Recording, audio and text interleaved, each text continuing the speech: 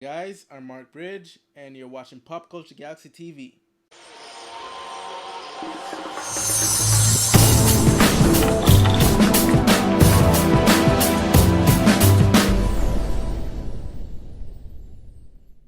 First bit of news is surprisingly, Baywatch, the film is on its way.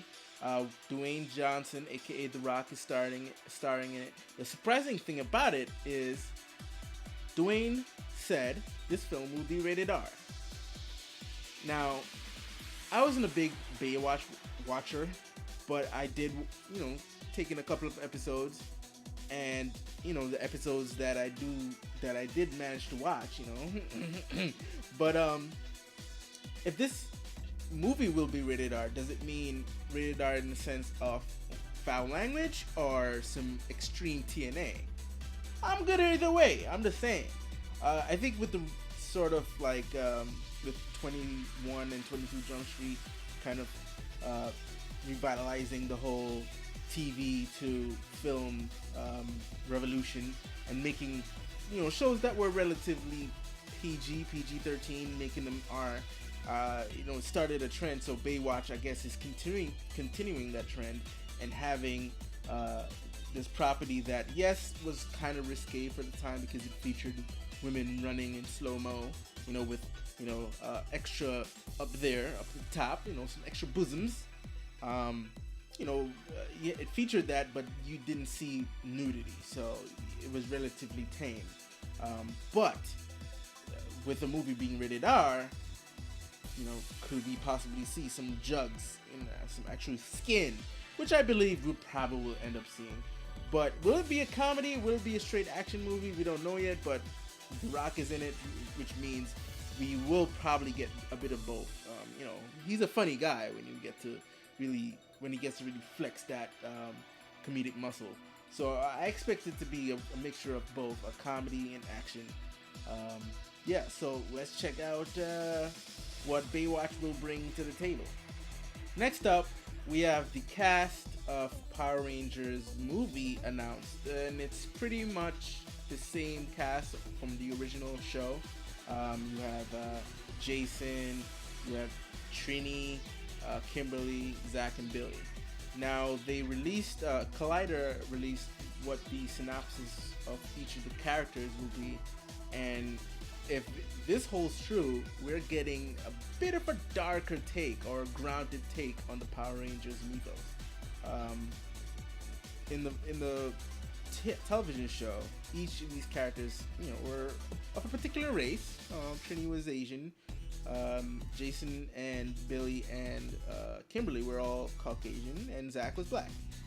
Now, with the Zach description, I don't know. You could say, yeah, there are a couple of white folks out there that live in trailer parks and with a single mom and whatever. But I have a feeling they'll keep the same ethnicity with the characters. I don't know how well that will play off with the modern audience and the whole joke that, okay, the Asian chick was a yellow ranger and the black kid was a black ranger. Who knows? They may switch it up just to prevent all of that, or they might say, hey, whatever, man, just deal with it. That'll be interesting to see if they do sort of approach it that way, but let's see. Like I said, these descriptions sound like that there'll be more underneath this film than just like it's Morphin Time crap, because if you're gonna remake this movie for a modern audience and sort of have like I'm sure a bigger budget, you can't just be a replica of the old show, because that won't play well with the audience that I'm sure you want to reel in to make the amount of money you're spending on this movie. So it's interesting to see how they'll go with these characters, but from the description they sound very layered, so let's see where they go from here. Now we're gonna bring on some TV news. Happy news for fans of Constantine. They were sad that Constantine wouldn't be coming back for NBC for season 2, but Stephen Amell, he's has been a long supporter of the show. He even wanted to sort of support it by saying, "Hey, I will even cross over. We'll I'll jump on that show just to sort of like give boost to the ratings for that show." But sadly, it never happened. The show got canceled. But there's life after all.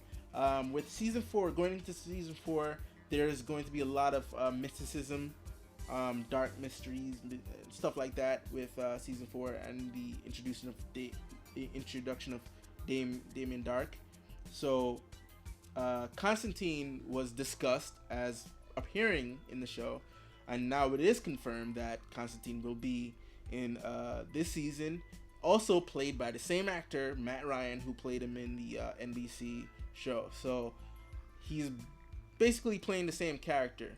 Now, what does that mean? If everything goes well, I could see CW saying, "All right, let's give this show another shot and put it on our network instead of putting it on NBC," which, I don't know. Those guys over there are just bleeding viewers. They don't know how to put a show on to save their lives. You know what I mean? I'm excited for what they have coming up. Blind Spot looks good. Heroes Reborn, I'm waiting for that.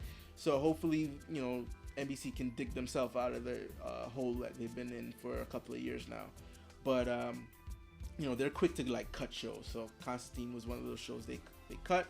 I think it will probably survive better on CW. You got Vampire Diaries doing well there, the 100 doing well. CW knows how to put some shows on, I gotta say. So, if Constantine does well on season 4 of Arrow, I'm sure they're gonna spin it off. They're already tackling the sci-fi stuff with Flash, sci-fi, time travel, all that parallel dimension, all that jazz with Flash. So this will be their way into the paranormal, and hopefully it does well. Keeping with the Arrow front, Monday Night Raw, Stephen Amell was on there and he kicked some ass. Like, he busted Stardust ass a little bit. So it's official, he will be wrestling at SummerSlam the 23rd of August this month. And hey, I'm super excited. Now the question is, will he be fighting Stardust as Arrow or just regular Stephen Amell? I'm sure he'll come out with Arrow, unless WB has a problem with that and be like, yeah, let's not, because not only you have to deal with WB, it's a DC property. Well, WB owns DC, so I'm sure it's just one big question of, who they gotta talk to get Arrow to show up on the show. Because you notice if you see the marquee, it's Stephen Amell and Neville versus Stardust and Stardust. Damn, who they're fighting again? Stardust and shit, I don't remember. Whatever. But it's Stephen Amell. So they're not saying Arrow, but at least for one night, I'm sure WB has no problem. Besides, it's exposure. The amount of people that will be watching wrestling, not only in the arena but live on pay-per-view or live on WWE Network. That's more exposure. So they'll be like, all right, promote the show. It's cross promotion. It's all that. It's all good. It's all good. So I'm excited for that. I can't wait to see how Steven does fighting Stardust. Because when he showed up on Monday, he did that little jump over. He got skills. He got mad skills. So you gotta respect it. He got mad skills. All right. Then the final news story, Flash. Season 2 of Flash will feature Jay Garrick. They showed our first glimpse of Jay Garrick. He pretty much, they showed like a recreation of the cover in the 1961 cover where they kind of introduced the multiverse with Flash. Jay Garrick being the original Flash, but then they rebooted that story and brought in Barry Allen. And then later on, Barry Allen kind of met that Flash. So Flash was the introduction to the multiverse, as he will be in the CW show. So, to pay homage to the 1960s cover, you get to see that both flash on the side, so you get to see your first glimpse of how Jerry Garrick would look. And I must say, I'm impressed. So, season 1 of Flash was one of the best seasons of television, and I hope they sort of keep up that momentum going into season 2. So I'm down there. Alright, so that brings us to the end of this episode. Remember to subscribe to this video, leave a comment below, let me know what you think. Like it, dislike it, let me know. And follow me on Twitter, I'm at Marky Tundra. Go to the Facebook page, facebook.com/PopCultureGalaxy, and like that page. And visit PopCultureGalaxy.com for all your entertainment goodies. So until next time, folks, peace.